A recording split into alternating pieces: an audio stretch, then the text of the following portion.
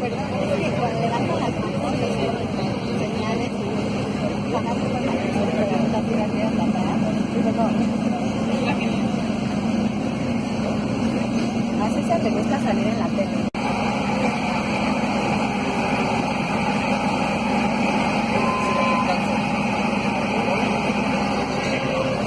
¿Me puedes hablar un poco de él, por favor? ¿Cómo se llama? Fatiga. ¿Qué es lo que tiene? Nada, solo está cansado. ¿Está cansado?